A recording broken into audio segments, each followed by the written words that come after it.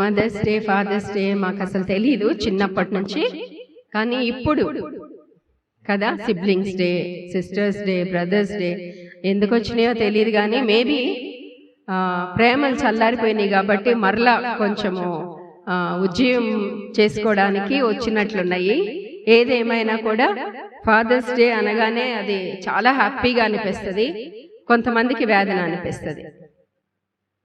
But truly నాకైతే చాలా కష్టం అనిపిస్తుంది. ఎందుకంటే నాకు ఏ రోజు కూడా తండ్రి ప్రేమ తెలియదు. కానీ దేవుడు అద్భుతంగా నన్ను రక్షించుకొని పరలోకపు తండ్రిగా ఆయన నేను తప్పిపోకుండా తన సేవకురాలుగా చేసుకొని మంచి కుటుంబాన్ని కలిగి దైవ సేవకుణ్ణి ఒక మంచి తండ్రిగా చూడటానికి దేవుడు నాకు కృప చూపించాడు. నేను కూడా పిల్లలతో పాటు చాలాసార్లు డాడీ డాడీ అని పిలుచుకుంటా. ఎంతమంది గమనించారో లేదో నాకైతే తెలియదు, కానీ డాడీ అని పిలుస్తా. మా అత్తమ్మ గారు ఉన్నప్పుడు గద్దించేవాళ్ళు, ఏంటమ్మా ఆ పిలుపు అని. ఎందుకంటే నాకు తెలియదు కదా ఆ స్వీట్నెస్ ఏంటో, ఆ వర్డ్ ఆ స్వీట్నెస్ ఏంటో తెలియదు కాబట్టి అది ఇలా తీర్చుకోగలుగుతున్నాను. దేవునికి మహాకృప, దేవుని మహాకృప. ఎందుకంటే భరించేవాళ్ళు అన్నిట్లో నన్ను భరిస్తున్నారు కాబట్టి, నా తండ్రి అలాగ నన్ను ఎప్పుడు చూడలేదు, భరించలేదు కాబట్టి అన్ని విషయాల్లో నన్ను హెచ్చరించడంలో కానీ, పోషించడంలో కానీ, పెంచడంలో కానీ, ఆదరించడంలో కానీ ఏ లోటు లోపం లేకుండా అన్ని విషయాల్లో ఒక సంపూర్ణమైనటువంటి వ్యక్తిగా నన్ను చేస్తున్నారు. కాబట్టి మరి నాకు తండ్రి ప్రేమ ఆయనే. భర్త అంటే సంపూర్ణుడు కాబట్టి నన్ను అలా ఆదరిస్తున్నందుకు నేను ఆ పిలుచుకోవడంలో తప్పేం లేదు. కాబట్టి దేవునికి మహిమ. ఫాదర్ అన్న మాటలో నేను గుర్తు చేస్తాను అంతే, జస్ట్ ఒక రిమైండర్ లాగా కొన్ని మాటల్ని.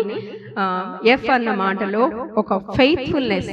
ఎందుకనంటే మనము క్రైస్తవ జీవితాల్లో దేవుణ్ణి హీఈస్ ఫెయిత్ఫుల్ ఫాదర్. ఎందుకంటే ఆయన నమ్మదగిన దేవుడు, ప్రతి పరిస్థితిలో చాలిన దేవుడు అని అంటాం. కాబట్టి తండ్రి అయినటువంటి దేవుడు ఎలా నమ్మకమైనటువంటి వాడు, ఎలా ఫెయిత్ఫుల్ ఫాదరో ఒక కుటుంబానికి అదే విధంగా తండ్రి కూడా ఫెయిత్ఫుల్ గా ఉండాలి. ఎందుకంటే he is resemble of the heavenly father అన్నమాట.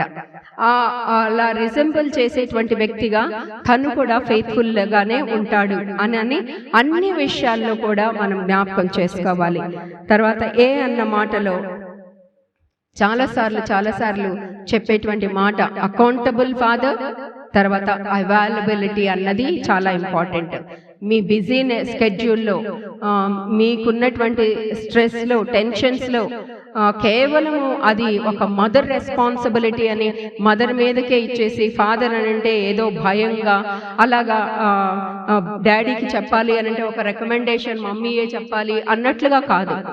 ఫాదర్ అవైలబుల్ చేసుకోవాలా, తాను పిల్లలతోటి గడపటం, పిల్లలతోటి మాట్లాడడం, ఒక ఫ్రెండ్లీ నేచర్ తోటి, ఫ్రెండ్లీ అట్మాస్ఫియర్ లో పిల్లలు ఏదైనా కూడా వచ్చి వారు షేర్ చేసుకోగలిగిన విధంగా ఉంటే చాలా మంచిగా ఉంటది. అంతేకాదు అకౌంటబుల్ ఇచ్చే సమయంలో కూడా నువ్వు నన్ను ఆశీర్వదించి ఇచ్చినటువంటి బిడ్డల విషయంలో ఒక తండ్రిగా నా బాధ్యతలు అన్ని విషయాల్లో కూడా అకౌంటబుల్, సిగ్గుపడని తండ్రిగా ఇవ్వగలగటానికి మంచిగా ఉండాలి అన్నది జ్ఞాపకం చేస్తూ ఉన్నాను.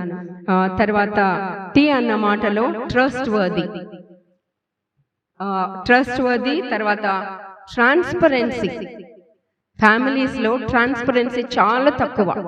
ఒక పేరెంట్స్కి కానీ, పిల్లలకు కానీ, భార్య భర్తల మధ్యలో ట్రాన్స్పరెన్సీ చాలా తక్కువ, లిమిటేషన్ ఎక్కువ.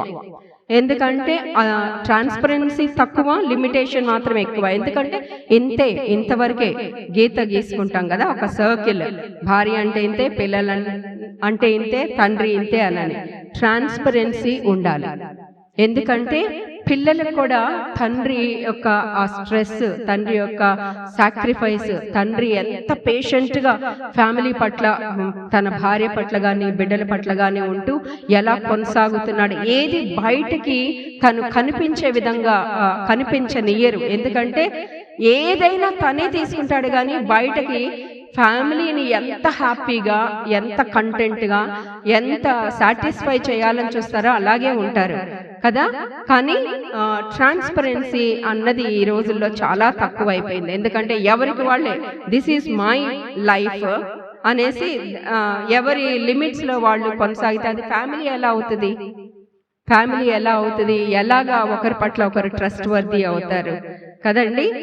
ఇంకా అంతకంటే ఎక్కువేమి ఎక్స్ప్లెయిన్ చేయాల్సినటువంటి అవసరం అయితే లేదు. ఎందుకు ట్రాన్స్పరెన్సీగా అంటే పురుషుడు దేవుని పోలిక. 1 కొరింథియన్స్ మనం 11th చాప్టర్ 7th వర్స్లో చదువుతుంటే పురుషుడు దేవుని పోలిక, దేవుని మహిమ అయి ఉన్నాడు అని చూస్తాం. దేవుని పోలిక అయినటువంటి వాడు, దేవుని మహిమ అయినటువంటి వాడు ట్రాన్స్పరెంట్గా ఉండగలిగితే, ఎందుకంటే తండ్రిని పోలినటువంటి వాడుగా ఉంటున్నాడు కాబట్టి, పరలోకపు తండ్రి ఎలా అయితే మనల్ని ప్రేమించి ఎలాగా ఉంటున్నాడో అలాగే ఒక తండ్రి తన ప్లేస్లో ఉంటే చాలా మంచిగా ఉంటుంది, ఆశీర్వాదకరంగా ఉంటుంది. హెచ్ అన్న మాటలో హంబుల్, హ్యూమిలిటీ ఇవన్నీ మామూలే కదండి. నేనైతే వాక్యానుసారంగా హెడ్షిప్ ఆఫ్ ద ఫ్యామిలీ కదా, Christ the head of this house అని పెట్టుకుంటా ఉంటాం. అయితే కుటుంబంలో పురుషుడు హెడ్. ఎందుకు అనంటే అది కూడా అదే కొరింథీ పత్రిక 11వ అధ్యాయం 3వ వచనంలో ఉంటది ఖచ్చితంగా. ఎందుకంటే చూద్దాం ఆ మాట ఒకసారి. స్త్రీకి పురుషుడు శిరస్సు కాబట్టి తన హెడ్షిప్ ఏదైనా కూడా మొండెం లేకుండా ఉంటే, తల లేకుండా ఉంటే మొండెంకి విలువ ఏమన్నా ఉంటుందండి.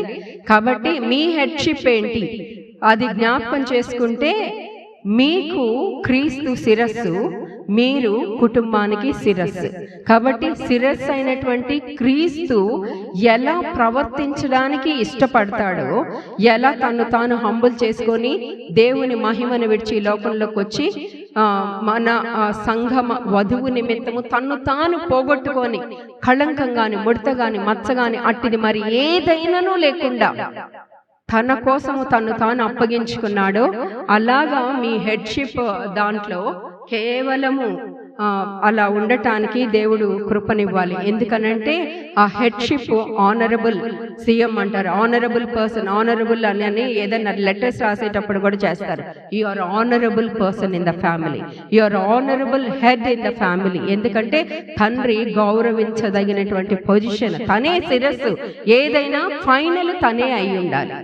అది ఖచ్చితంగా వాక్యానుసారంగా ఆలోచన ఇవ్వచ్చు, సలహాలు ఇవ్వచ్చు, మంచిది అని మాట్లాడుకోవచ్చు, కానీ the final, the ultimate decision పురుషుడిది, తండ్రిది అయి ఉండాలి. కనుక మీ హెడ్షిప్లో you are honourable person in the family. కాబట్టి మీ సీట్ ఎప్పుడు ఇలాగే ఉంటే అది చాలా బాగుంటుంది. తర్వాత ఈ అన్న మాటలో బి అనే గుడ్ ఎగ్జాంపుల్, ఎగ్జాంపుల్ అన్నది కాదు కానీ గుడ్ ఎగ్జాంపుల్ అని ఎందుకు చెప్తున్నానంటే, నేను ముందే చెప్పా కదా తండ్రి ప్రేమ నాకు తెలియదు అని. నాకు ఊహ తెలిసినప్పటి నుంచి నాకు తెలియదు, తండ్రి టచ్ చేయడం తెలీదు, నేను తండ్రిని టచ్ చేయడం తెలీదు. 18 years మా అన్నయ్య మ్యారేజ్లో చూశాను. తర్వాత నేను సేవకురాలు అయినప్పుడు నా తండ్రి health condition very bad condition, చాలా వర్స్ట్ కండిషన్ అని చెప్తున్నాను, టు బి ఫ్రాంక్. సో అలాంటి టైంలో నేను ఆ విలేజ్కి సేవ అని నన్ను తీసుకొని వెళ్ళారు. చూస్తే అక్కడ ఈ పర్సన్ ఎక్కడో చూశానని రికలెక్ట్ చేసుకున్నా. ఎంత సాడ్ థింగ్ కదండి, ఈ పర్సన్ ఎక్కడో చూశాను అనుకున్నా. ఎందుకంటే ఫొటోస్లో చూశాను, ఫొటోస్ అన్నీ ఉన్నాయి. ఆ ఫొటోస్ కూడా చూడటం నాకు ఇష్టం లేదు కాబట్టి, నా మనసు నిలపలేదు కాబట్టి నేను ఎప్పుడు అంత ఇది లేదు. కానీ నాకు ఎక్కడో రికలెక్ట్ అవుతుంది, ఈ ఫేస్ని ఎక్కడో చూశాను. విపరీతమైన గ్రడ్జ్ నాకు మా నాన్న అంటే, విపరీతమైన కోపం, ఊగిపోతాను. నా బ్లడ్ అరికాల నుంచి తల వరకు ఇట్లా ఫాస్ట్గా ఇది అవుతుంది, అంత ఇది. అలాంటి పరిస్థితుల్లో నేను ఉంటే కానీ హెచ్చరింపబడ్డా, నువ్వు దేవుని సేవకురాలివి, నువ్వు క్షమించకపోతే దేవుడి ప్రేమ గురించి, క్షమాపణ గురించి నువ్వు పిల్లలకి ఎలా టీచ్ చేస్తావు, యు ఆర్ అన్వర్ది అనని నన్ను ఖచ్చితంగా నన్ను హెచ్చరించారు. దాంతో కొన్ని గంటల పాటు దేవుని సన్నిధిలో కన్నీరు కారుస్తా ఒంటరిగా చీకట్లో ఉండిపోయి, సో నేను అన్వర్ది కాబట్టి రిజైన్ చేసేసి వెళ్ళిపోదామని అనుకున్నాను. అంత క్షమించలేని మనసు ఉండింది. కానీ మళ్ళీ ప్రభువుని ఒక్కసారి అడిగా, ప్రభా అంత 8 మంది 9 మంది, కానీ ఒక అన్నయ్య అత్తలతోటి పెరిగాడు నానమ్మల దగ్గర. కాబట్టి 8 మంది పిల్లల్ని మా అమ్మని ఒక్కదాన్ని అలా వదిలేసి అంతటి భయంకరమైనటువంటి సిచ్యుయేషన్లో మేము ఎన్ని సంవత్సరాలు ఎలాంటి అవమానాలు పడ్డాము. మంచి ఆస్తిపరులు, ఇప్పటికి కూడా రిచ్ పీపుల్. కానీ ఎందుకు ప్రభానని నేను క్షమించలేనితనంగా అలాగుంటే, దేవుడు నేను నిన్ను ఎలా క్షమించాను, నువ్వు ఎలాంటి స్థితిలో ఉన్నప్పుడు నేను నిన్ను క్షమించాను అన్న అష్యూరెన్స్ నీలో ఉంటే, ఎందుకంటే పిల్లలకి నేను ఎక్కువ అష్యూరెన్స్ చెప్తా ఉంటాను, ఆ నిశ్చయత, దేవుడి ప్రేమ అన్ని ఆ అష్యూరెన్స్ నీలో ఉంటే నువ్వు క్షమించు, లేదంటే వద్దు అని అన్నారు. అంతే, వెరీ ఇమ్మీడియట్ కిందకు వచ్చి మా అన్నయ్యకి ల్యాండ్ లైన్ నుంచి ఫోన్ చేసి నాన్నని ఇంటికి తీసుకొని వెళ్ళి, తను బాగుపడటానికి 91లో అనమాట, నాకు ఇంకా మ్యారేజ్ కాలేదు, అలా తీసుకొచ్చాం. 97 వరకు ఆయన మారు మనసు పొందాడో లేదో అది దేవుని ఇది. కాబట్టి బాబు పుట్టిన వరకు, బాబు 7th మంత్ వరకు ఉన్నాడు. సో గుడ్ ఎగ్జాంపుల్గా ఉంటే మంచిది. ఎందుకంటే మీ పిల్లలు మిమ్మల్ని అండర్ ఎస్టిమేట్ చేసుకోవటం అన్నది నాకు ఇష్టం లేదు. ఒక తండ్రిగా ఎప్పుడు my dad is my hero అని చెప్పుకోగల, కానీ నా తండ్రి ఇలాగా బలహీనుడు అని చెప్పుకొని పిల్లలు మదన పట్టం అన్నది చాలా స్ట్రగుల్ ఉంటుంది ఫ్యామిలీలో. Please try to understand. మీ సిచ్యుయేషన్ని జ్ఞాపకం చేస్తూ ఉన్నాను కనుక they have to carry your legacy.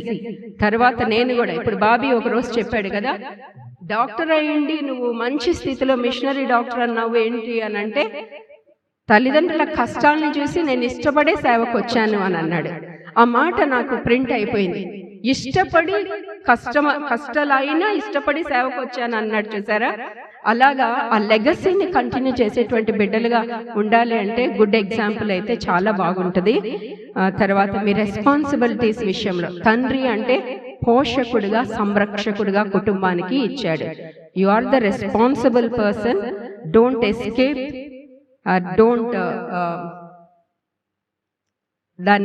Don't forget your responsibilities. నాది కాదు అని అనుకోద్దు, ఎందుకంటే నిన్ను తండ్రిగా ఆ స్థానంలో ఉంచాడు. You are the provider of the family. కాబట్టి జ్ఞాపకం చేస్తున్నా, బీ ఏ రెస్పెక్టబుల్ ఫాదర్ అన్నది నేను జ్ఞాపకం చేస్తున్నాను. కాబట్టి పిల్లలు కూడా తండ్రిని తక్కువగా చేయొద్దండి. పిల్లల ముందు కూడా తల్లులు ఎప్పుడు తండ్రిని తక్కువగా చెప్పద్దు. ఒకరి బలహీనతలు, మ్యారేజ్ అన్న దాంట్లో చెప్పారు కదా, యాక్సెప్టింగ్ ఈచ్ అదర్స్ వీక్నెసెస్ అన్నని. సో ఒకవేళ అలా ఉన్నా కూడా డోంట్ టెల్ బిఫోర్ చిల్డ్రన్. నువ్వు ఆ స్థితి నుంచి వెళ్ళినందుకు దేవుని స్థుతించు, but don't reveal your father's weaknesses to children. ఎందుకంటే వాళ్ళని ఇలా చూడటానికి పిల్లలకి నేర్పించాల్సిన బాధ్యత మన పైన ఉంది. దానికి గుడ్ ఎగ్జాంపుల్ అబ్రహాము. ఆదికాండం 18వ అధ్యాయంలో నాకు చాలా ఇష్టమైనటువంటి మాట 18వ వచనంలో, అబ్రహాము నిశ్చయముగా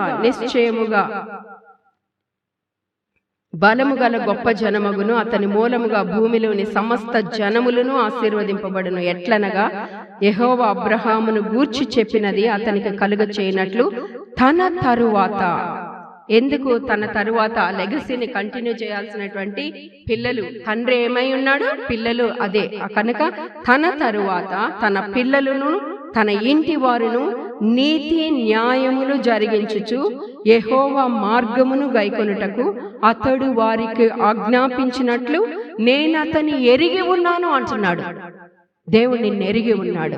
ఎందుకంటే నువ్వు హెడ్షిప్, నీ హెడ్షిప్ రెస్పాన్సిబిలిటీస్ వాటిలో నువ్వు ఒకవేళ మర్చిపోయి నిర్లక్ష్యంగా ఉన్నా సరే దేవుడు నిన్ను మర్చిపోలేదు. దేవుడు నిన్ను ఎరిగి ఉన్నాడు. ఎందుకంటే నువ్వు దేవుని పోలిక, దేవుని మహిమ, క్రీస్తు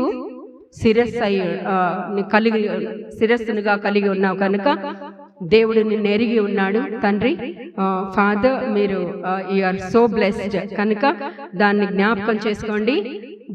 బీ అ గుడ్ ఎగ్జాంపుల్. ఒక యోబు ఎలాగైతే తన పిల్లలు పాపము చేశారన్నది కాదు, అనుదినము అక్క చెల్లెళ్ళు అన్నదమ్ములు కలుసుకొని విందు దినాలు పూర్తయినప్పుడు వాళ్ళు ఒకరికొకరు కలుసుకున్నప్పుడు ఎక్కడైనా పాపం చేశారేమో అని వారిని పిలిపించి వారిని పవిత్రపరిచి వారి నిమిత్తం బలి అర్పించి అంతతోటి విందు దినాల్లోనే కదా అని వదిలేయలేదండి. నిత్యము అలాగూ చేయుచూ వచ్చే, నిత్యము అంటే అంటిల్ యువర్ లాస్ట్ బ్రీత్, మీ చివరి శ్వాస వరకు మీ కుటుంబం నిమిత్తము, నీ భార్య నీ బిడ్డల కోసం ప్రభు సన్నిధిలో మోకరించాల్సిన బాధ్యత మీదే. ఎందుకంటే కుటుంబ పాపములు ఒప్పుకోవాల్సిన బాధ్యత తండ్రిగా మీ మీదే ఉంది. కాబట్టి మీరు మోకరిస్తే మిమ్మల్ని చూసి మీ బిడ్డలు మోకరిస్తారు. మీరు మోకరిస్తే మీ పవిత్ర భయముని బట్టి నీ భార్య కూడా మోకరించగలుగుతుంది. కాబట్టి అటువంటి ప్రార్థనా జీవితంలో యోబులాగా ఎట్లాంటి పరిస్థితులైనా మూర్ఖురాలి వలె నువ్వు మాట్లాడొద్దని హెచ్చరించగలిగినటువంటి తండ్రిగా ఉండగలగాలి, హెచ్చరించేటువంటి భర్తగా ఉండగలగాలి. కాబట్టి అలాంటి పరిస్థితుల్లో దేవుడు మిమ్మల్ని బ్లెస్ చేయాలని కోరుకుంటూ ఉన్నాను. ఎందుకంటే ఆ లోటేంటో నేను ఎరిగిన దాన్ని. అందుకే కుటుంబ బాధ్యత విషయంలో, కుటుంబ భారం విషయంలో దేవుడు నాకు ఇచ్చినటువంటి దాంట్లో ప్రతి వారిని హెచ్చరిస్తూ వారిని చెప్పుకుంటూ కౌన్సిల్ చేసుకుంటూ వెళ్తూ ఉంటాను. కాబట్టి ప్రియమైనటువంటి తండ్రి స్థానములో ఉండబోయేటువంటి వారి విషయాల్లో కూడా చెప్తూ ఉన్నాను. God bless you and God be with you. You are the headship of the family. Represent చేస్తున్నారు మీరు ప్రభువుని, కాబట్టి అలాగ ఉండండి. పిల్లలు కూడా ఆనర్ యువర్ ఫాదర్, అంతే. మీ తండ్రిని సన్మానించండి, సన్మానించడం నేర్చుకోండి. అది నేర్చుకోవడానికి మీకు కష్టం అనిపిస్తే ప్రభు దగ్గర మోకరించండి. దేవుడు నా జీవితంలో ఇచ్చిన క్షమాపణ మీ జీవితంలో కూడా దయచేయగలుగుతాడు. కాబట్టి తండ్రిని ఆనర్ చేయడం నేర్చుకోండి. తండ్రిని తీసిపడేద్దు. తండ్రి లేని వాళ్ళకే ఆ విలువ తెలుస్తుంది. కాబట్టి తండ్రి లేని తర్వాత రిగ్రెట్ అవ్వదు. ఉన్నప్పుడు వారిని గౌరవించండి, ప్రేమించండి, వారితో టైం గడపండి. లేనప్పుడు ఎన్ని చేసినా వ్యర్థమే. ఉన్నప్పుడే వారి కోసం ఏదైనా చేయండి, స్పెండ్ చేయండి. దేవుడు ఆ విధంగా మిమ్మల్ని దీవించునుగాక. God bless you all.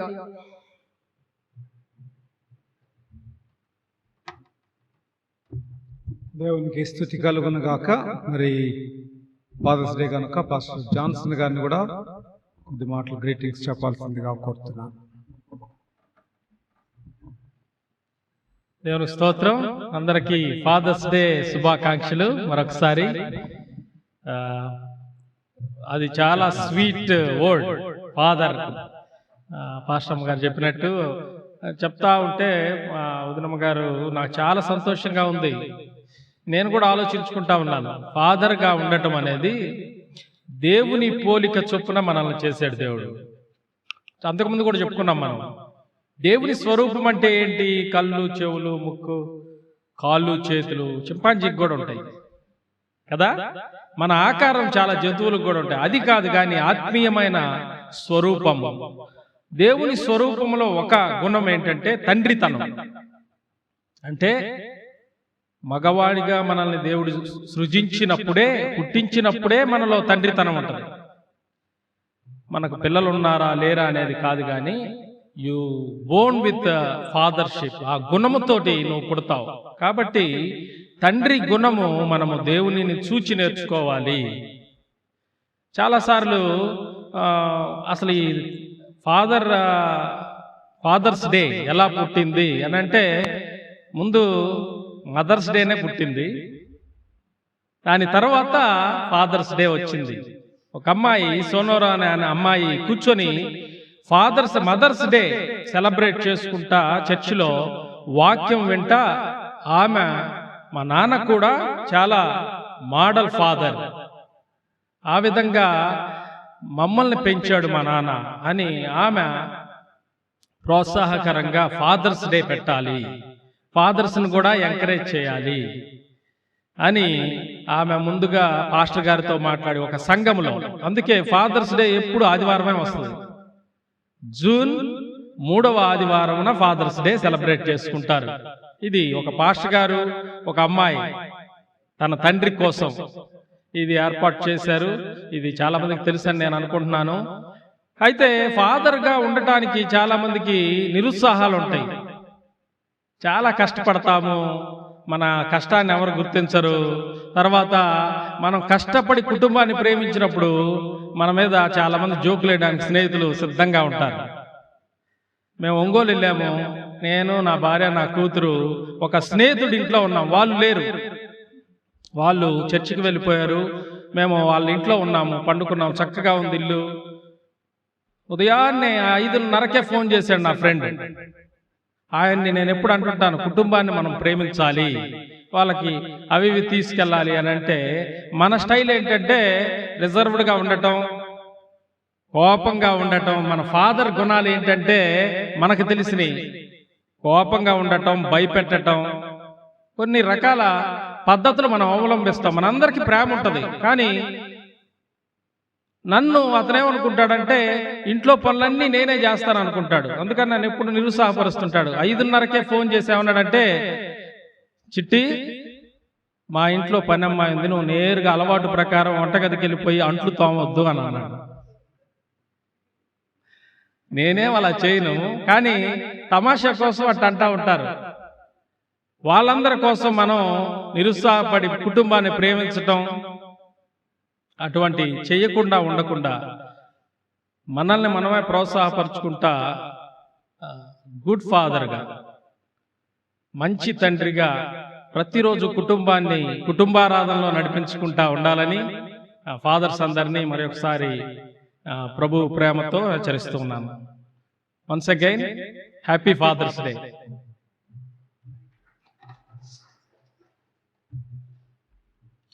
ఒకసారి అందరం లేచి నిలబడి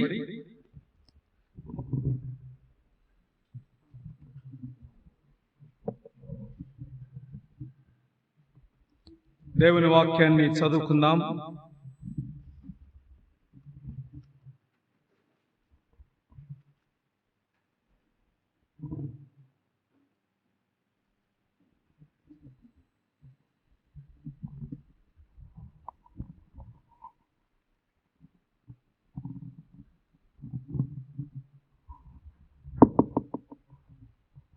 ఆదికాండము 2వ అధ్యాయము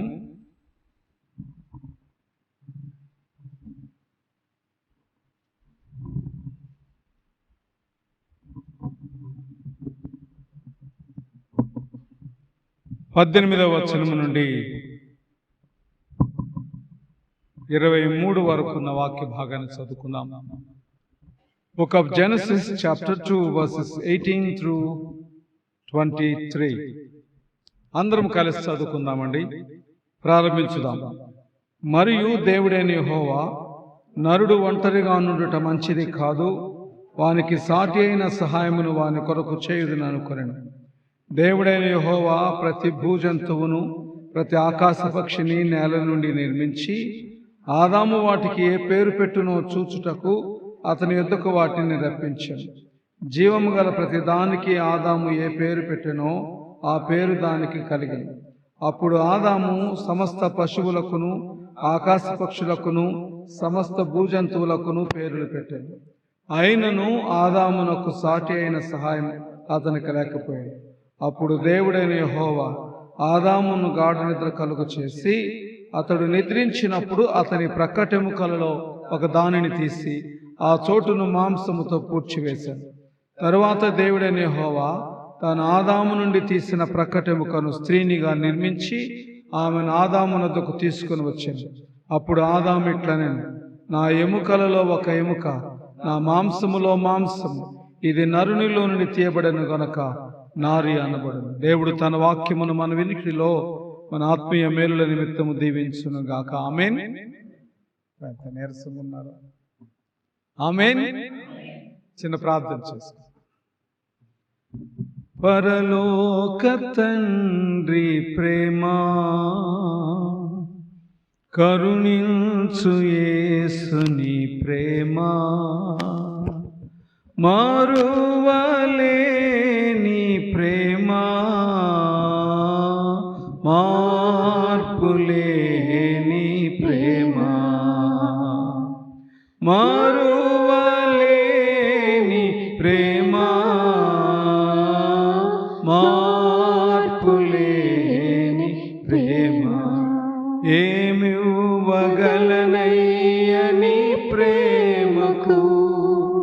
విలువైన నీ రక్త ధారలకు ఏమి ఇవ్వగలనయ్య నీ ప్రేమకు.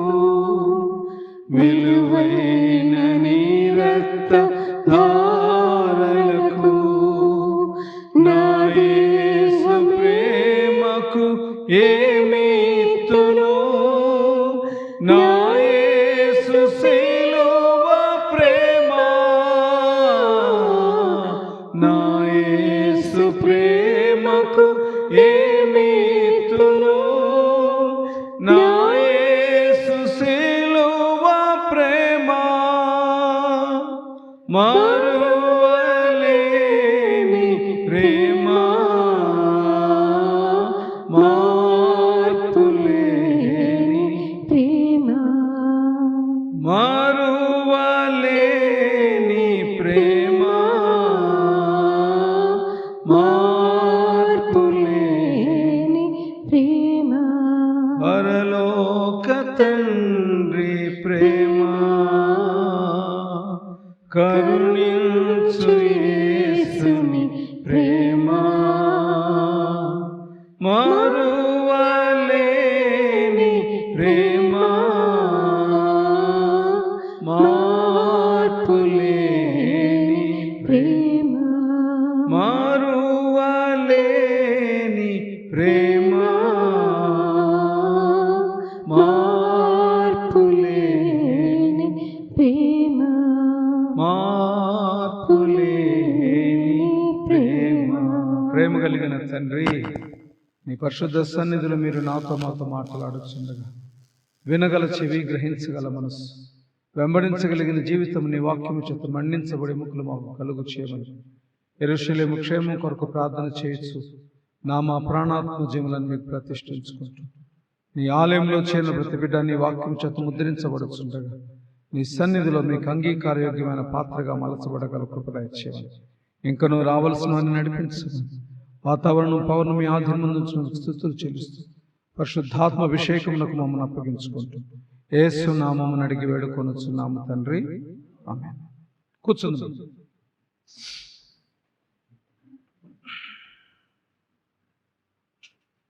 దేవుడు తన స్వరూపమందు తన పోలిక చొప్పున నరులను చేయుదము అనుకున్నాడట. నరులను చేయుదము అనుకున్న ప్రభువు నరుని నిర్మించాను. ఈ మాట అనేక సార్లు నా హృదయాన్ని గుచ్చుతూ ఉంటుంది. దేవుడు తన స్వరూపమందు తన పోలిక చొప్పున నరులను చేయుదము అనుకొని నరులను చేయలేదు, నరుని చేశాడు. నరుని చేసిన దేవుడు ఆ నరుని ఒక పనికి అప్పగించి ఆ పని అతడు ముగించలేడేమో అనుకుని సాటి అయిన సహాయమును అతని కొరకు చేయుదుననుకునేను అని. పురుషుడు అని అక్కడ రాయల, నరుడు అని రాశాడు. పురుషుడు అనే మాట అక్కడ లేదు. ఎప్పుడైతే ఆ నరుడు తన పనిని తాను ముగించకపోతే దేవుని ఎదుట నింద కలిగిన వాడవుతాడు కనుక ఆ నింద అతని మీదకి రాకుండా ఉండాలంటే అతనికి ఒక హెల్ప్ మేట్, సాటి అయిన సహాయం కావాలి. అంటే దేవుని పిలుపును అతడు ముగించి దేవుని ఎదుట అతడు నిందారహితుడిగా నిలబడడానికి అతనికి అన్ని విషయాలలో సహాయపడగలిగిన ఒకరు కావాలి. దేవుడు మన్ను తీసి నీరు పోసి మంటితో బొమ్మను చేసి స్త్రీని చేసి ఆ స్త్రీలో పురుషులోంచి తీసిన ఎముకను పెట్టాడని బైబిల్లో రాయలేదు. దేవుడు స్త్రీని మంటితో నిర్మించాడని బైబిల్లో లేదు. పురుషులోంచి తీసిన ఎముకను స్త్రీకి పక్కటెముగా ఇచ్చాడని బైబిల్లో లేదు. ఏముందో తెలుసా? దేవుడు ఆదామునకు గాఢ నిద్ర కలుగ చేసి అతని ప్రక్కటెముకలలో ఒక ఎముకను తీసి ఆ ఎముకను స్త్రీనిగా నిర్మించాడు. నిర్మించిన తర్వాత తీసుకొచ్చాడు ఆదాము దగ్గరికి. ఆదాము ఆమెను చూచినప్పుడు అన్న మాట ఏంటంటే, నా ఎముకలలో ఒక ఎముక, నా మాంసములో మాంసం. ఇది నరునిలో నుండి తీయబడిన గనక నారి అనబడు. ఇదే ఆదికాండం 1వ అధ్యాయంలో ఏముంటుందంటే, దేవుడు తన స్వరూపమందు తన పోలిక చొప్పున నరుని నిర్మించెను, పురుషుని గాను స్త్రీని గాను వాని నిర్మించెను. ఎందుకు ఈ మాట చెప్తున్నానంటే, పురుషుని దేవుడు నిర్మించినప్పుడు అతనిలో నుండి ఎముకను తీయుట ద్వారా, ఆ ఎముకను స్త్రీనిగా నిర్మించడం ద్వారా God made him a father. మొదట నేను నేర్చుకోవాల్సింది ఏంటంటే, every man that is Born in the image of God has become a father because అతని నిమిత్తము స్త్రీ నిర్మించబడినది కనుక. ఒక తల్లి గర్భములో నుండి ఒక పురుషుడో స్త్రీయో బాలుడో బాలికో వచ్చినప్పుడు ఆ తల్లిని ఏమని పిలుస్తారండి? ఆ స్త్రీని ఏమని పిలుస్తారు? తల్లి. మరి పురుషుని ప్రక్కటెముకలో నుంచి స్త్రీ వచ్చినప్పుడు పురుషుడు ఎవరు? ఎందుకు అనుకుంటారో నాకు తెలియదు, చర్చిలో మాట్లాడకూడదని. ప్రశ్న కన్నా జవాబు చెప్పండి. పురుషుడు ఎవరు? తండ్రి. అందుకే స్పష్టంగా బైబిల్ ఏముంటుందంటే, పురుషుడు తన తండ్రిని తల్లిని విడిచి తన భార్యను హత్తుకొను, వారు ఏక శరీరం. హన్నా దేవుని ఆలయానికి ప్రతి సంవత్సరం వెళ్తుంది, దుఃఖపడుతుంది. ఆమె భార్య, అతడు భర్త ఎల్కానా ఏమన్నాడో తెలుసా? చూడండి, సమూయేలు 1వ అధ్యాయం, సమూయేలు 1వ గ్రంథము 1వ అధ్యాయం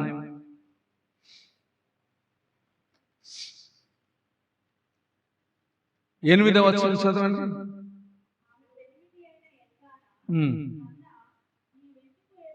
ఎందుకు ఏడ్చుచున్నావు? ఎలా? ఎందుకు కలిగినది?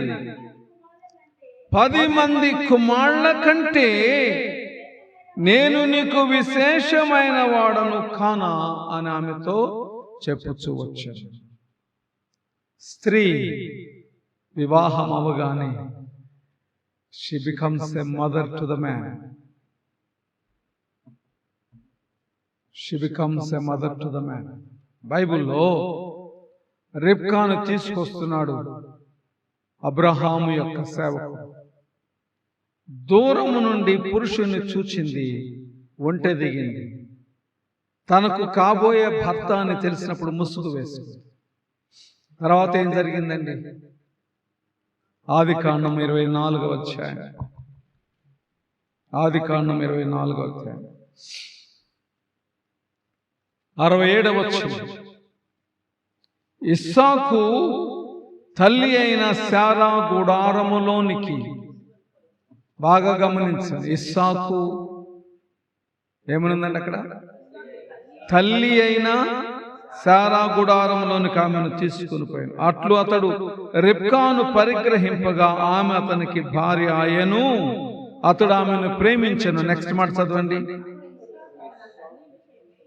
తల్లి విషయమై దుఃఖ నివారణ పొందెను. Every woman that gets married becomes a mother. దేవుడు అన్యాయస్తుడు కాదండి. బైబిల్లో నాకు ఇష్టమైన మాట, నా వ్యక్తిగత అనుభవంలోని మాట యెషయా 54లో ఉంటుంది. అదేంటో తెలుసా? నన్ను నేను పోల్చుకుంటాను ఆ వాక్యంతో.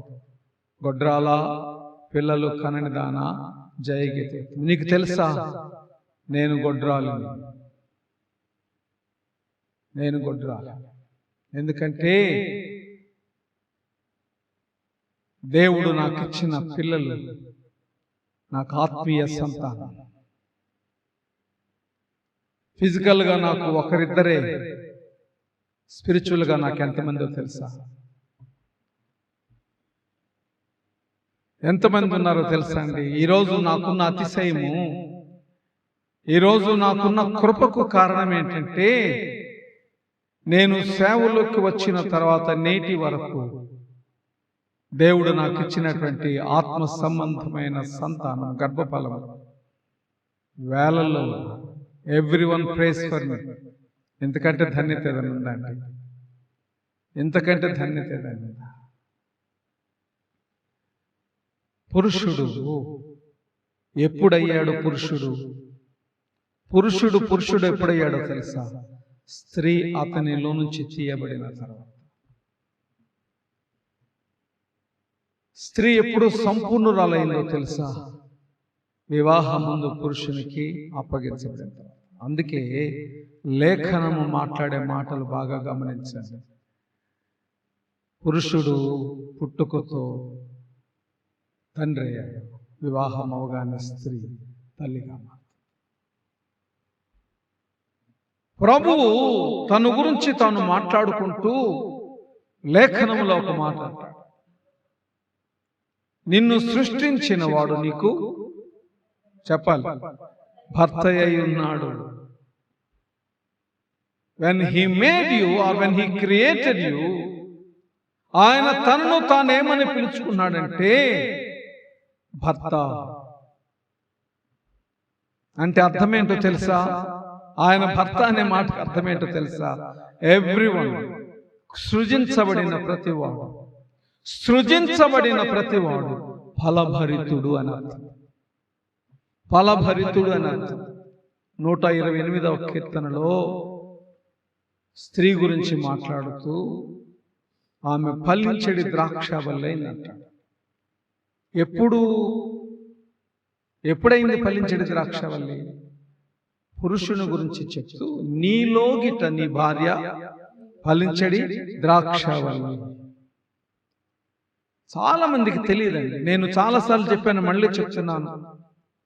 భూమి మీద దేవుడు సృజించిన వారిలో ఒక్కడు కూడా ఫలభరితుడు కాకుండా ఉండడు. దేవుడు తన యొద్ద మనిషికి ఇవ్వకుండా దాచుకున్న వరమేదీ ఉండదు. నాకు కూడా ఇట్ టుక్ మీ ఇయర్స్, సంవత్సరాలు పట్టింది ఈ సత్యం తెలుసుకోవడానికి. నేను కూడా ప్రార్థన చేసేవాడిని, దేవా నాకు అది కావాలి, ఇది కావాలి, అది ఇస్తావా, అది ఇవా. ఇప్పుడు సిగ్గు అనిపిస్తుంది అలా ప్రార్థన చేసినందుకు.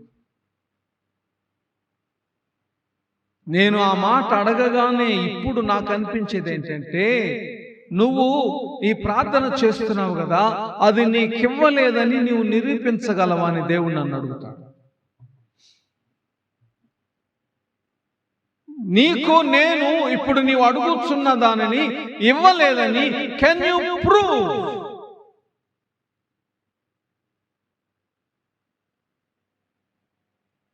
నాకు కనబడడం లేదు ప్రభువా. నువ్వు ఇస్తే ఏది? ఇస్తే ఎక్కడుంది? దేవుడు అంటాడు, నీవు అడిగినది నువ్వు పొందుకొని ఉన్నావని నమ్మి దానిని చూడగలిగితే అది నీవు కోరిన చోటనే, నీవు అడుగక ముందే నీకు ఇవ్వబడింది. ప్రభువు ఇవ్వని బహుమానం ఏముందండి? రోమా 8వ అధ్యాయం 31వ వచనం చదువుకుందామా? రోమా 8:30-31 చదవండి ఎవరైనా. రోమా 8:30-31.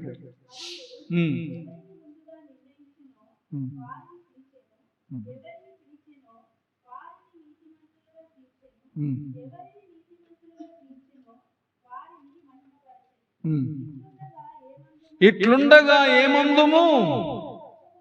దేవుడు మన పక్షముననుండగా మనకు విరోధి ఎవడు? నీకు రావలసిన బహుమానాన్ని నీకు రాకుండా అడ్డుకొనగలిగిన వాడు ఎవడైనా ఉన్నాడా?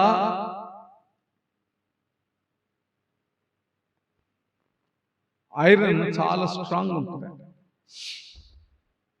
చాలా స్ట్రాంగ్. ఒకడు దానిని వంచాలంటే దానికంటే బలవంతుడైన. కానీ వర్షానికి తడిచి ఎండకు ఎండితే ఇనుమైన రస్ట్ పట్టి ఎవరు విరువనక్కర్లా, దానంతట అదే తన జీవితాన్ని పాడు చేస్తుంది. క్రైస్తవుడు కూడా దేవుని మీద నిందలేస్తాడే తప్ప తన్ను తాను కాపాడుకోవడం నేర్చుకోక బహుమానాలు పొందుకోలేకపోతున్నాడు. ఆదామా, ఎక్కడున్నావు? నేను తినవద్దన్న ఫలము తిన్నావా అంటే ఆదాము ఏమన్నాడో తెలుసా? ఏమన్నాడండి? నువ్విచ్చిన స్త్రీ వల్లే నేను తప్పు చేశాను. కయీను నీ తమ్ముడెక్కడా? నేనేమైనా కావాలి వాడినా? క్రైస్తవుడు దేవుని మీద నిందలు వేయడం ఎప్పటి నుంచో నేర్చుకున్నాడు. మొదటి నుండి నిందలేయడమే. నేను ఛాలెంజ్ చేస్తున్నానండి ప్రతి క్రైస్తవుని. దేవుని సన్నిధిలో నిలువబడి ఛాలెంజ్ చేస్తున్నాను. దేవుడు నన్ను దీవించలేదు, దేవుడు నేను కోరుకున్నది ఇవ్వలేదు, దేవుడు స్వార్థపరుడై నాకు రావాల్సినది దాచిపెట్టుకున్నాడు. హీ ఈజ్ ఎ సాడిస్ట్ అనుకునేవాళ్ళు చాలా మంది. నేనంటాను, కన్నులు తెరచి ప్రభు ఇచ్చిన దానిని చూచుటకు ప్రార్థన చేయి. నాకు అది విధమని కాదు ప్రార్థన. నీవు నాకు అనుగ్రహించిన దానిని రుచి చూచుటకు మార్గము సరళము చేయి. నాకు అప్పుడప్పుడు అనిపిస్తుంది, దేవుని ఎరుగని వారు దీవించబడినప్పుడు దేవుని ఎరిగిన వాడు ఎందుకు దీవించబడడు? ఏ దీవెని దేవుడు నీకు ఇవ్వకుండా దాచుకున్నాడు. నాకు ఇష్టమైనటువంటిది ఒకటి, దానియేలు ప్రార్థన చేస్తున్నాడు. ఉపవాస ప్రార్థన చేయలే. ఆయన తిన్నాడు, తింటూ ప్రార్థన చేశాడు. కాకపోతే ఇక్కడ తేడా ఏంటంటే తనకిష్టమైన వాటిని మానేశాడు, ఇష్టం లేకపోయినా కొన్ని తినడం ప్రారంభించాడు.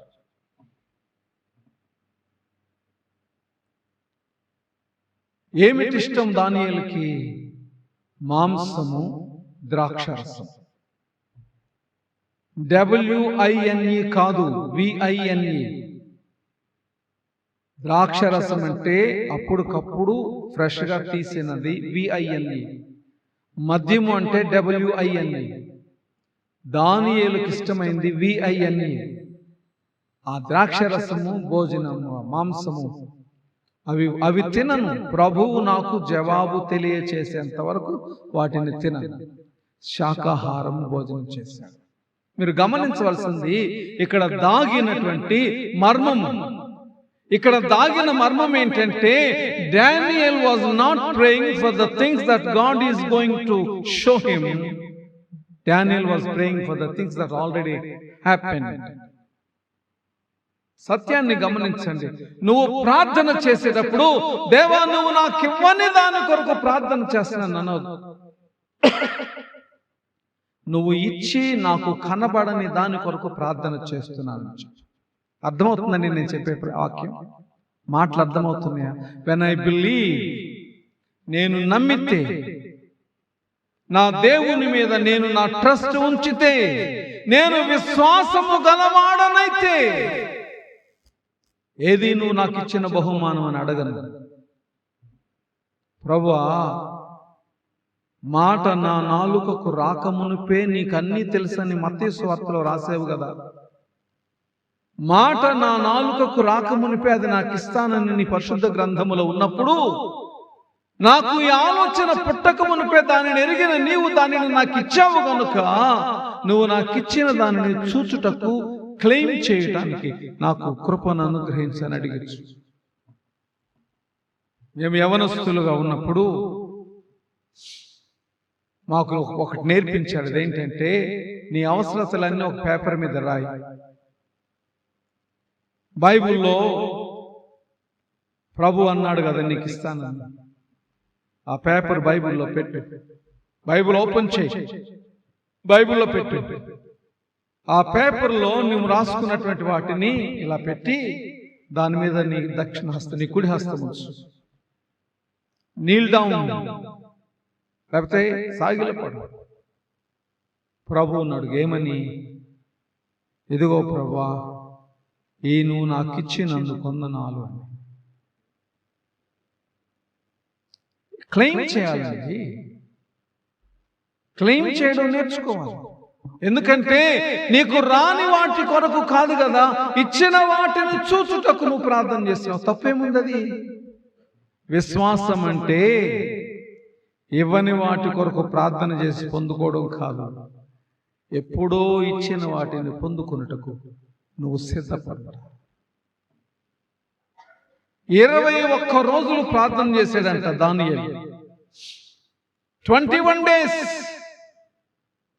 శరీర అవసరతల కొరకు కాదండి, శరీర అవసరతల కొరకు కాదు, దేవుని చిత్తమును అతడు ఎరుగున్నట్లు. 21 రోజుల తర్వాత దేవదూత వచ్చాడు. దేవదూత వచ్చి దానియేలుతో ఏమన్నాడంటే, దానియేలు, నీవు బహు ప్రియుడవు. ఎంత బాగుంటుందండి ఆ మాట దేవుని నోట నుండి వస్తే. దానియేలు, నీవు బహు ప్రియుడవు, నీ ప్రార్థన దేవుని సన్నిధికి మొదటి దినముననే చేరినది. ఆమేన్, ఆమేన్. ఎప్పుడు చేరుద్దండి దేవునికి? కొంతమంది అంటారు, దయచేసి నన్ను తప్పుగా అనుకోవద్దండి, మీ విశ్వాసాన్ని నేను క్వశ్చన్ చేయడం లేదు, కానీ కొంతమంది అంటారు విసుగక నిత్యము ప్రార్థన చేయి ఉండవాలని దేవుడు చెప్పాడు కాబట్టి let me pray for years, months, days. ఆ వాక్యంలోని భావం అర్థం కాకపోతే ఎట్లుంటదంటే, దేవుణ్ణి నేను మారు మనసు పొందేలా చేసి దేవుడికి బుద్ధి చెప్తాను అన్నట్టుంటుంది. ఎందుకు విసుగక నిత్యం ప్రార్థన చేయాలి? దేవునికి వినబడదనా? దేవునికి చెవుడా? దేవుడు మూర్ఖుడై నువ్వు అడిగిన దాన్ని ఇవ్వకుండా దాచిపెట్టుకున్నాడు కాబట్టి నా దుఃఖాన్ని చూసి ఆయన బాధ పెట్టి తీసుకుందామనా? ఏంటి దాని ఉద్దేశం? ఎవరి ఉద్దేశం వాళ్ళది. ఐఎమ్ నాట్ క్వశ్చనింగ్, నా మనసులో మాట చెప్తాను. నీ ప్రార్థన మొదటి దినమున చేరింది. మరి 21 రోజులు ఎందుకు పట్టింది దూత అని అడిగితే ఆయన అంటాడు, నేను జవాబుని ఫస్ట్ డేనే తీసుకొని దగ్గరికి వస్తున్నాను, సాతాను నన్ను ఎదుర్కొన్నాడు. ఆ జవాబు నీకు అందకుండా సాతాను నాతో పోరాటం ప్రారంభించాడు. అంటే 21 days పట్టిందా ఫైట్ చేయడానికి అని అంటావేమో. బైబిల్లో మీరు చదువుకోండి, ఫైట్ ఇంకా ముగియలేదు. నాకు సహాయం చేయడానికి వేరొక దూత వచ్చాడు. ఆ దూత యుద్ధము చేస్తుంటే నేను నీకు జవాబు ఇవ్వడానికి వచ్చాను. జవాబు చెప్పి మళ్ళీ వెళ్తున్న యుద్ధం చేయడానికి. ఇక్కడ కరెక్ట్ అయిన భావాలు 2 ఉన్నాయి, బాగా గమనించండి. ఒకటి, దేవుడు నువ్వు అడిగిన వెంటనే నీకు జవాబు ఇచ్చాడు. అది నీకు చేరకుండా ఆలస్యం అవడానికి కారణము నీ అవిశ్వాసము కావచ్చు, లేదా నీవు విశ్వాసమందు బలవంతుడు వగునట్లు నీకు ఇవ్వబోయే ఆశీర్వాదం ద్వారా నువ్వు దేవుని ఘనపరుస్తావని నీకు ఆటంకాలు కలుగుతుండవచ్చు. ఎప్పుడన్నా అనుకున్నావా దేవుడు నాకు జవాబు ఇవ్వట్లేదంటే కారణము నా విశ్వాసమో, నా బలహీనతలో, నా పాపమో, లేక అపవాది అడ్డుపడుతున్నాడేమో? నేను మీకు ఒక ఆత్మీయ సత్యం చెప్తానండి. నా జీవితంలో నేను ప్రభువు పరిశుద్ధ పిలుపును పూర్తిగా గ్రహించడానికి ఇట్ టుక్ మీ ఇయర్స్, సంవత్సరాలు పట్టింది. కారణం ఏంటో తెలుసా? నా బలహీనతే. నేను సంపూర్ణుడను కాలేకపోయినందున ప్రభుని పిలుపును గుర్తించడానికి ఇంతకాలం పట్టింది. అయితే ఒకటి సంతోషం ఏంటంటే, ఇంతకాలపు నా బలహీనత ఇప్పుడు దేవుని కొరకు నిలబడడానికి నాకు ఒక ఎక్స్పీరియన్స్గా ఉండిపోయింది. ఇప్పుడు నేను పడిపోవాలనుకుంటే ఆ పాత రోజులు గుర్తు చేస్తే, నువ్వు పడిపోతే ఏమవుద్దో తెలుసా? రెండవది, నువ్వు బహుమానము పొందకుండా ఉండడానికి నీ హృదయపు తలుపులు నువ్వు మూసివేసుకున్నావు. Unless you open the door, నీ జీవితంలోకి బహుమానం రాదండి. హన్నా ప్రార్థన చేస్తుంది, ప్రభువా ప్రభువా ప్రభువా. ఒకరోజు 2 రోజులు కాదండి, ఎవ్రీ ఇయర్, ప్రతి సంవత్సరం చేస్తుంది.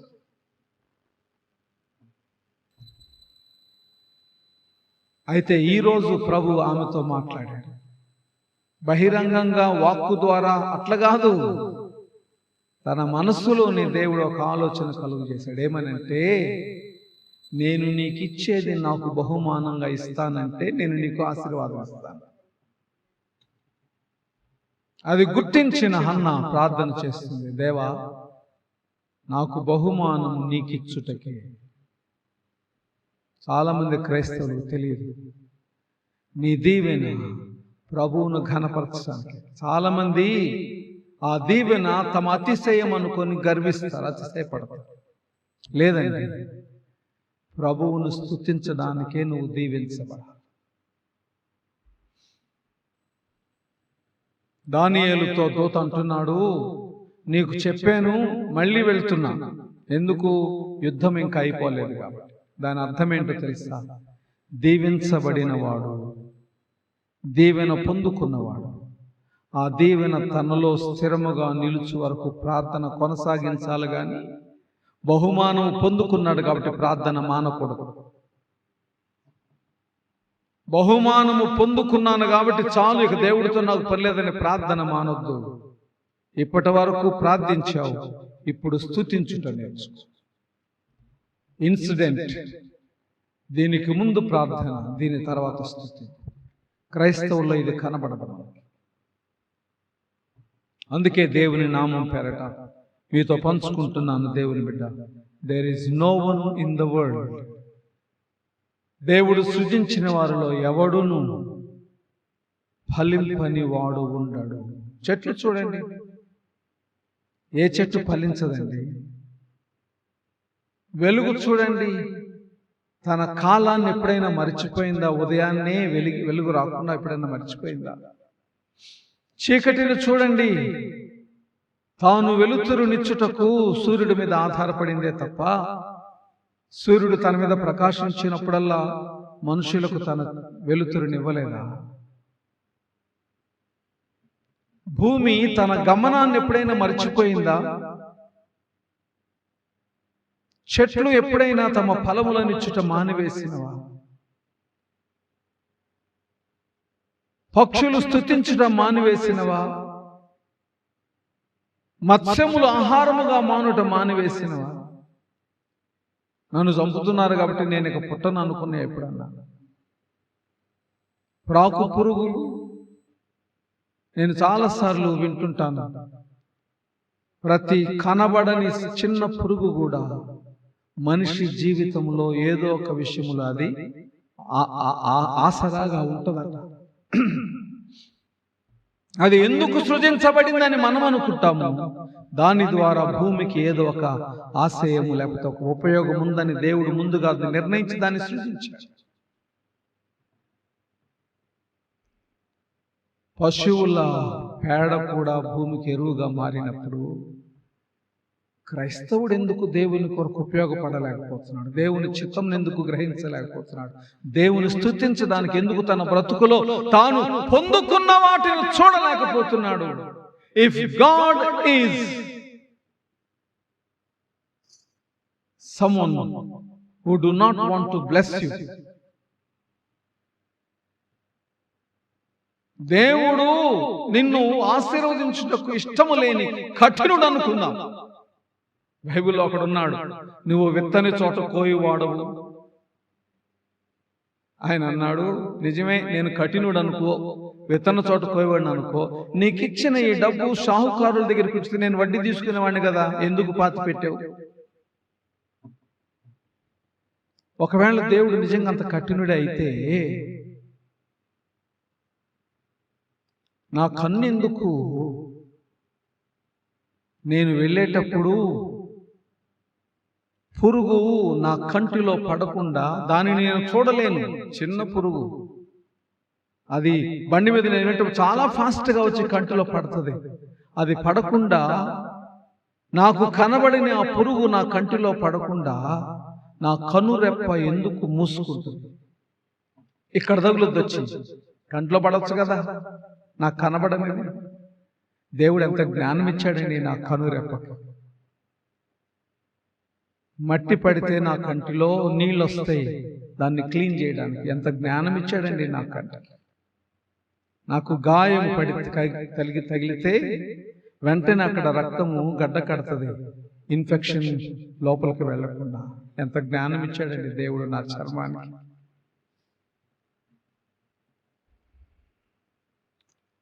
నా శరీరములోని అవయవాలు నాకు కనబడవు, కానీ అవి సరిగా పనిచేయటం మానివేస్తే నేను ఎక్కడుంటాను?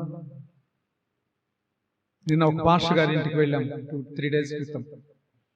ఆయనకి కాలు కింద షుగర్ పేషెంట్ కనుక ఏదో తగిలింది, ఆయన చూసుకోలేదు. కాలు కింద లోపలంతా చెక్ చేశారు.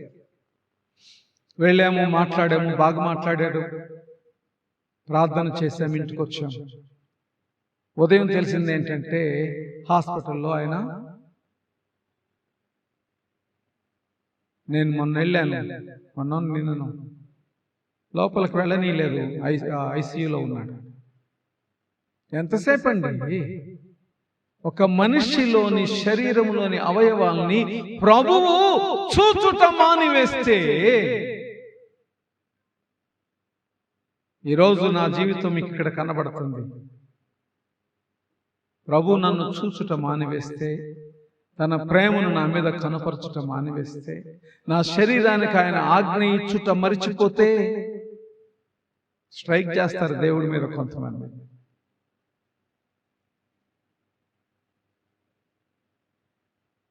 దేవుని సంఘమా, ప్రభు కఠినుడు కాదు, ప్రభు డిక్టేటర్ కాదు. ఆయన పేరేంటో తెలుసా? ఆయన పేరేంటో తెలుసా? దేవుడు ప్రేమ స్వరూపి. ప్రేమ గలవాడు అనలా, ప్రేమ స్వరూపి. ఆయన లవ్, ఆయన పేరే ప్రేమ. మరి నన్ను దేవుడు దీవించుటలేదు, మరి నన్ను దేవుడు ఫలించు చేయటలేదు, దేవుడు నేను కోరుకున్నవి ఇవ్వలేదు, దేవుడు నా ఎడల కృప చూపలేదు, దేవుడు కఠినుడు, ఆయన పక్షపాతి అని ఎందుకు అనుకుంటాడో క్రైస్తవుడు? నేను మనస్ఫూర్తిగా చెప్తున్నానండి, దేవుని సన్నిధిలో నాకు రావలసినవేవి దేవుడు దాచుకోలేదు. తగిన సమయం అందు తగినంత బహుమానం దేవుడు నాకు ఇస్తాడు. నిన్న ఒక యవ్వనస్తుడితో మాట్లాడుతున్నాను.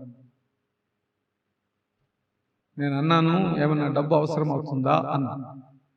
ఆయన అన్నమాట ఏంటంటే, ఇంతకుముందు కూడా చెప్పాను పాస్టర్ గారు, నా దగ్గర లేనప్పుడు తగిన సమయంలో దేవుడు ఇస్తాడని. దేవుడు ఎవరిని మర్చిపోతాడండి? నా పేరు మర్చిపోతాడా? నన్ను మర్చిపోతాడా? బైబిల్లో ఒక మాట ఉంది, కీర్తనలో ఒక మాట ఉంది, ఆకాశ నక్షత్రములను పేరు పెట్టి పిలుచు. ఎన్నున్నాయో లెక్కేయగలవా? ఎప్పుడన్నా ఆకాశ నక్షత్రాలు ఒక రాత్రి లెక్కించగలవా? మరి అన్నింటిని పేర్లు పెట్టి పిలుచు దేవుడు నిన్ను మర్చిపోతాడు.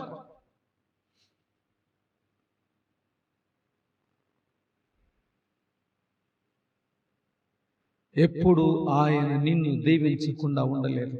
దేవునికి అవసరం లేదు, నీ రంగుతో అవసరం లేదు, నీ క్రీడ్తో అవసరం లేదు, నీ మతంతో అవసరం లేదు, నీ క్యాస్ట్తో అవసరం లేదు, నీకు కలిగిన దేనితో దేవునికి అవసరం లేదు. ఆయన కావాల్సింది ఏంటంటే తన స్వరూపమందు తన పోలిక చొప్పున చేయబడిన నరుడు ఆనందంగా. ప్రభువును గురించి తెలుసు, అది ఆశ ఆయనకి. ఆయన గురించి తెలుసుకోవాలనేది ఆయన ఆశ. మామిడి చెట్టుకు మామిడి పండే ఎందుకు కాస్తుందంటే తన తండ్రి తల్లి అయిన చెట్టు యొక్క గుణగణాన్ని అది ప్రకటించాలి. వేప చెట్టుకు వేపకాయ ఎందుకు కాస్తుంది? మరి దేవుని కుమారులు అని పిలువబడుతున్న మనం, నేను క్రైస్తవుల గురించి మాట్లాడట్లేదు, సర్వలోకము దేవుని గుణగణాన్ని ప్రకటించడానికి దేవుని ఫలంగా ఎందుకు ఉండలేకపోతుంది? God created you, He made you ఫలభరిత వృక్షం. తల నుంచి ప్రార్థించు.